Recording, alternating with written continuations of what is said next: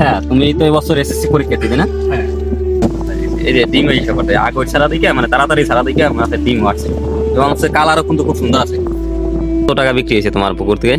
1,80,000। 1,80,000 টাকা বিক্রি করছো?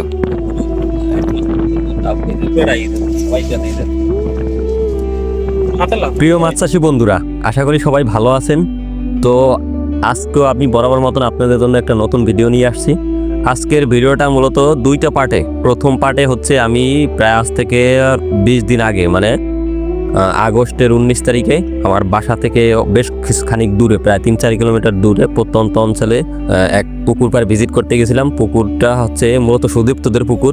সুদীপ্ত হচ্ছে ক্লাস 10-এ পড়ে। সে তার বাবার মাছ চাষে সহযোগিতা করে এবং সে নিজেই আসলে মাছের দেখাশোনা করে। তো ওই সময় আমি মানে তার পুকুর পরিদর্শনে গেছিলাম যে কেমন মাছ হলো, কি অবস্থা। ওই সময় হয় ভিডিওটা আপলোড দেওয়া হয় নাই। তো ওই দিন থেকে প্রায় আজকে 20 দিন পরে, আজকে হলে সেপ্টেম্বরের 10 তারিখে, আজকে হঠাৎ সুদীপ্তর সাথে দেখা, বললো যে দাদা মাছ সেল করে দিয়েছে, তার ভালোই একটা লাভ হয়েছে। তো আমি চিন্তা করলাম যে যেহেতু ভিডিওটা আপলোড দেওয়া হয় না, দুইটা ভিডিও একসাথে করে আপনাদের কাছে তুলে ধরি। আশা করি আজকের ভিডিওটাও খুবই ইন্টারেস্টিং হবে এবং দেখলে আপনারা বুঝতে পারবেন যে মাছ চাষে কিভাবে সফলতা পাওয়া যায় এবং কতটা সফলতা হওয়া যায়। তো চলুন ভিডিও শুরু করি। আজকের ভিডিওর প্রথম অংশে থাকবে সুদীপ্ত সাক্ষাৎকার এবং হচ্ছে তার পুকুরে মাছের স্যাম্পলিং করছিলাম সেই মাছ দেখা। আর ভিডিওর শেষ অংশে থাকবে যে সুদীপ্ত মাছ বিক্রি করছিল, কেমন টাকা বিক্রি করছে এবং তার কেমন মাছ আছে এই বিষয়টা। তো আজকে আমরা যাওয়ার পথে খুবই মজা করলাম। আমরা প্রথমে গাড়ি, তারপরে আবার নৌকা করে একবার বিলের মাঝে গিয়েছিলাম। সাথে ছিল আমাদের উজ্জ্বল। মূলত হচ্ছে আমার সাথে ভিডিও করার সময় কম বেশি টুকটাক থাকে। সে মূলত ক্যামেরার পিছনে ভিডিও করার অংশে থাকেছে। তো চলুন আজকে আমরা প্রথম পার্টে দেখি সুদীপ্ত সাক্ষাৎকার এবং দ্বিতীয় পার্টে আমরা দেখি যে সুদীপ্ত কেমন সেল করলো, কেমন লাভ হইলো এবং হচ্ছে সবকিছুই আমরা জানি। চলুন শুরু করি। চাষি ভাই, আপনার বিশ্বস্ত সঙ্গী। আশা করি সবাই ভালো আছেন। বরাবরের মতন আজকে আমরা নতুন একটা ভিডিও নিয়ে আসছি আপনার মাছ চাষ বিষয়ক। সো আমরা আজকে চলে আসছি আমাদের এই পাশের এলাকায় যে সুদীপ্তর পুকুর পাড়। সুদীপ্ত মূলত গত বছরও গলদা চাষ করছে, এবছরও গলদা এবং কার্প জাতীয় মিশ্র চাষ করছে। তো আজকে আমরা মূলত আসার উদ্দেশ্য হচ্ছে আছে সুদীপ্তর মাছটা কেমন হইলো, সাইজ, গ্রোথ, তারপর মাছের স্বাস্থ্য কেমন আছে এগুলো দেখার জন্য চলে আসছি। তো আমরা সুদীপ্তর কাছেই জানার চেষ্টা করব তার পুকুরের মাছের এবছর কি কি কত পরিমাণে মাছ ছাড়ছে, কি পরিমাণে জায়গা আছে, সবকিছু জানার চেষ্টা করব। আর ভিডিও শুরুতে বলে রাখি, যারা মাছ চাষ বিষয়ক বিভিন্ন ভিডিও দেখতে চান এবং মাছ চাষের বিভিন্ন বিষয় সম্পর্কে জানতে চান, আধুনিক পদ্ধতিতে মাছ চাষ করতে চান, তাহলে অবশ্যই চাষি ভাই চ্যানেলটি সাবস্ক্রাইব করুন। এখন চলুন সরাসরি আমরা সুদীপ্তর কাছে চলে যাই। সুদীপ্ত, কেমন আছো? ভালো আছি। তুমি তো তুমি তো এবছর এসএসসি পরীক্ষা দিবে না? হ্যাঁ। তো এসএসসি পরীক্ষার পাশাপাশি তুমি মাছ চাষের সাথে যুক্ত, মানে তোমার বাবাকে সহযোগিতা করো মাছ চাষের জন্য। তো এই জায়গায় তোমাদের কত শতকের পুকুর? 100 শতকে। এই জায়গায় কি কি মাছ দেওয়া হয়েছে? এই জায়গায় 7,000 গলদা চিংড়ি দেওয়া হয়েছে আর 200 সাদা মাছ। তো গলদা চিংড়ি 7,000 মানে পিএল মানে রেণু পোনা দেওয়া হয়েছিল। গত বছরও তো রেণু মানে গলদা চিংড়ি চাষ করা হয়েছিল। তো গত বছর মনে হয় আমি যতদূর জানি তোমার একটু মানে পোনাটা একটু খারাপ পাচ্ছিল, এই জন্য হচ্ছে তেমন লাভবান হয় না। তারপরে মোটামুটি পর্যায়ে। তো এবছর মাছের কি কন্ডিশন? এবছর মাছের কন্ডিশন অনেকটাই ভালো। এবছর গত বছর থেকে মাছের গ্রোথ বা সাইজ ভালো আছে। 7,000 মাছ। আর কার্প জাতীয় মাছ আছে কত পিস? 200 পিস। তো এবার তোমার মাছ ছাড়া হচ্ছে 1 এপ্রিল। এপ্রিল না মার্চে? হ্যাঁ, 1 এপ্রিল মাছ ছাড়া। আর হচ্ছে তোমার আজকে হচ্ছে আমরা আছি হলো আগস্টের 20 তারিখে। তার মানে আমাদের 1 মাস মানে 3 মাস 120 থেকে 25 দিন বয়স হয়েছে। তো আমি তো মাছ তুমি জাল খাওয়া মারলা, দেখলাম মাছের সাইজ তো খুবই সুন্দর হয়েছে। আমার যে 30টা কেজি হবে মেবি। তো এই সময় হারভেস্ট করলে এখনো মাছের অবশ্য ওয়েট আসে নাই আগের মতন, মানে যতটা ওয়েট হওয়া দরকার এখনো ওয়েট আসে নাই, কিন্তু সাইজ আসানোর খুব ভালো সাইজ হয়েছে। এখন এই বিক্রি করলে তোমার ভালো একটা বেনিফিট হবে আমরা আশা করতে পারি। তো এই মাছে তুমি কি খাবার দাও? কি খাবার দেই গোল্ড ফিড। ও, কোয়ালিটির গোল্ড ফিডটা ব্যবহার করো। আর সাথে মেডিসিন কিছু ব্যবহার করা হয়, মানে কীটনাশক বিভিন্ন প্রকার মেডিসিন ব্যবহার হয় কিনা? হ্যাঁ, কি ধরনের মেডিসিন ব্যবহার করো? মানে চুন দাও মাসে? হ্যাঁ, মাসে একবার চুন দেওয়া হয়। মাসে একবার ক্যালসিয়াম চুনটা বিশেষ করে। আর হচ্ছে জীবাণুনাশক করা হয়েছে এই পুকুরে? জীবাণুনাশক খাওয়া দেওয়া হয়েছে 2 ফিট। ও আচ্ছা, এমনি দেখলাম মাছ মোটামুটি সুস্থ আছে, দুই একটা মাছের একটু দাড়ি কাটা প্রবলেম আছে, কিন্তু এছাড়া মাছ মোটামুটি সুস্থ আছে। আর হচ্ছে এইটা কি সবুজ খাবার তৈরি করা হয়েছিল? হ্যাঁ হয়েছিল 2 ফিট। 2বার। সবুজ খাবারটা রেজাল্ট কেমন তোমার? এই সবুজ খাবারের পরে সাদা মাছের গ্রোথটা কেমন আছে? ওইটাই অনেকটাই ভালো আসছে। মানে সবুজ খাবারটা দেওয়ার পরে দেখা গেছে যে সাদা মাছ তো আমি দেখলাম সাইজ হয়েছে 1.5 কেজি 2 কেজি, এভারেজে 2 কেজি সাইজ বলা যায় নাকি রুই মাছের, বা একটু কম, সামথিং একটু কম বেশি হবে।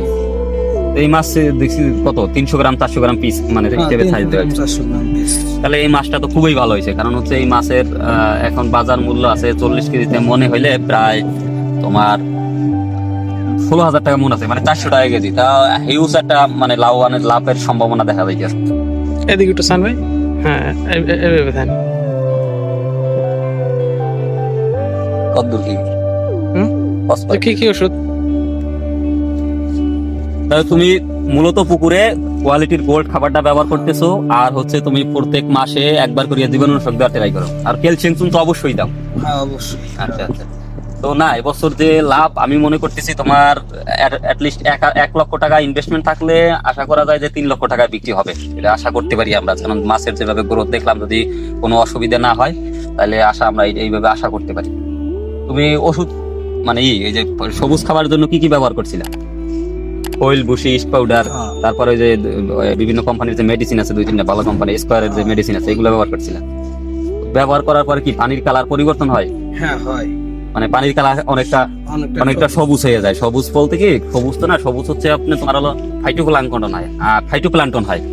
আর হচ্ছে এরপরে সবুজ বাদামি সবুজ হয়। বাদামি সবুজ হওয়ার কারণ হচ্ছে ওই সবুজ খাবারটা থেকে আমাদের ওই যে জু প্লান্টন তৈরি হয়। জু প্লান্টন হচ্ছে এক ধরনের ছোট ছোট ক্ষুদ্র পোকা, যেটা হচ্ছে মাছের সবচেয়ে বেশি ওই খাবারটা পছন্দ করে, এটাকে বলা হয় মাছের সুপার ফুড।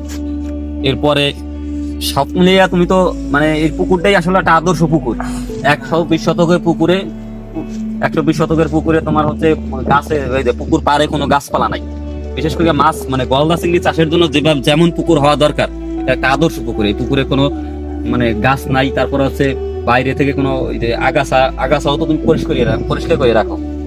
সব মিলে ভালো পরিবেশ, এই জন্যই বছর আশানুরূপ একটা ভালো ফলাফল আসবে, আমরা এটা আশা করতে পারি। তো তুমি তো আমাদের আন্ডারেই আসো, মাঝে মাঝে চেষ্টা করো যে আমি যে কোনো ভাবে যদি কোনো সমস্যা হয় আমাদের সাথে যোগাযোগ করার চেষ্টা করো, আর আমরাও সর্বোচ্চ চেষ্টা করি এই ট্রিটমেন্ট দেওয়ার জন্য। তো এখন পর্যন্ত আশা করি ভালো কিছু হবে। তো আজকে আমরা দেরি করবো না, তোমার মাছ দেখলাম, মাছের সাইজও এবারে যে খুব সুন্দর আছে। হ্যাঁ, সব মিলিয়ে আমরা ভালো কিছু একটা ফল আশা করতে পারি। তো এতক্ষণ আপনারা যারা ধৈর্য ধরে ভিডিওটা দেখলেন, আশা করি আপনাদের ভিডিওটা ভালো লাগছে। সুদীপ তো খুব অল্প বয়সে তার বাবাকে সহযোগিতা করার জন্য মাছ চাষের যতটা পারে সহযোগিতা করে, সে পড়াশোনার পাশাপাশি তার বাবার কাজে সহযোগিতা করে, এবং হচ্ছে সে আধুনিক পদ্ধতিতে গলদা চিংড়ি চাষ করার জন্য মানে চেষ্টা করে। তো আজকে আর কথা বাড়াবো না, আপনারা যারা চাষি বা ইউটিউব চ্যানেলে ভিডিও দেখেন অবশ্যই চ্যানেলটি সাবস্ক্রাইব করবেন, এবং হচ্ছে যারা মাছ চাষি বন্ধু আছে তাদের কাছে ভিডিওটি পৌঁছে দেবেন। আর আপনারা কোন বিষয় নিয়ে ভিডিও চান এবং হচ্ছে আপনাদের কোনো প্রশ্ন থাকলে অবশ্যই কমেন্ট করে জানান, অথবা হোয়াটসঅ্যাপে। তো কি অবস্থা, কেমন আছো? হ্যাঁ ভালো আছি, আপনি ভালো আছেন? হ্যাঁ, তো কিছুদিন আগে তো তোমার পুকুর পাড়ে গেছিলাম, তখন বলছিলা যে মাছ সেল করে দেবা। কি মাছ সেল করা হয়েছে? তো কেমন হইলো সেল? ভালোই। কত টাকা বিক্রি হয়েছে তোমার পুকুর থেকে? 1,80,000। 1,80,000 টাকা বিক্রি করছো। তার মানে তোমার পুকুরের হলো জায়গা কত ওজন ছিল? জায়গা 100%। 100%। আর মাছ বিক্রি ছাড় ছিল হলো 6,000 পিস ছিল নাকি 7,000? 7,000 রেনু। সাদা মাছ ছিল 200 পিস। হ্যাঁ। তো 1,80,000 টাকায় তাহলে তুমি চিংড়ির দর পাইছো কেমন? চিংড়ির বাজার দর 1200 টাকার মতন। 1200 টাকা মন, মানে 44 কেজিতে মন 1200 টাকা দর। তো দর তো মোটামুটি এখন দাম ভালোই পাইছো। আর সব মিলাইয়া তোমার হিসাব আছে তুমি কেমন খরচা হয়েছিল বছর? ওই 80,000 এর মতন। 80,000। আচ্ছা আচ্ছা, তাইলে তো তোমার দেখা গেছে 1 লাখ টাকার মতন লাভ হয়েছে বলা যায় এখনই। এবং আর মাছ আছে না পুকুরে? হ্যাঁ, 3000 মাছের মতন। মানে তোমার এখনো 3000 পিস মানে গলদা চিংড়ি মোটামুটি ছোট সাইজে যেটা, এটা তুমি বিক্রি করো না, এটা তুমি রাইখে দিছিলা 3000 পিস।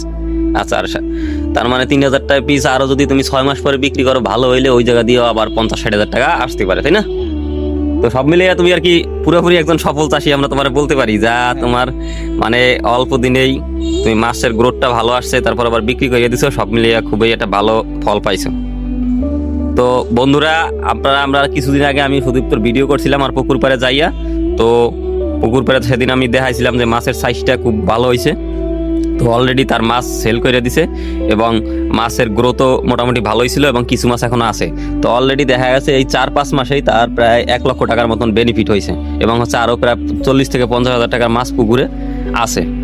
তো আপনারা যারা আমার ভিডিও দেখছেন তারা আসলে বুঝতে পারছেন যে মাছে যদি সফলতা পাওয়া যায় তেমন লাভ হওয়ার সম্ভাবনা থাকে। ঠিক আছে, তো আশা করি সবাই চাষি ভাই ইউটিউব চ্যানেলটি সাবস্ক্রাইব করবেন, নিয়মিত আপনারা এই ধরনের ভিডিও পাবেন।